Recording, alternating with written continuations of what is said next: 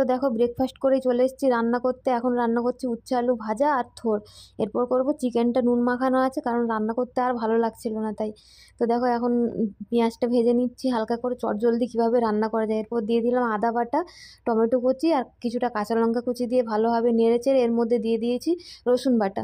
রসুন বাটা দেওয়ার পর এর মধ্যে দিয়ে দিয়েছি হলুদ গুঁড়ো, লঙ্কার গুঁড়ো, সব একসাথে দিয়ে ভালোভাবে নেড়ে চেড়ে দেখো মশলাটা অল্প পরিমাণ জল দিয়ে মশলাটা কষানো হয়ে গেছে, মানে তেলটা ছেড়ে গেছে। এরপরে এর মধ্যে দিয়ে দিয়েছি আমি চিকেনটা।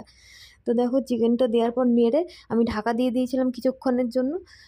তো এরপর দেখো চিকেন থেকে কত জল উঠেছে।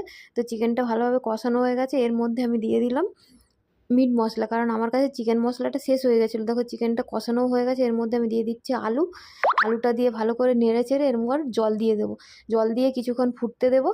ফুটে উঠলে মানে মাংস আর আলুটা ভালোভাবে সেদ্ধ হয়ে গেলে তো এর মধ্যে দিয়ে দেবো গরম মশলার গুঁড়ো, দিয়ে ব্যাস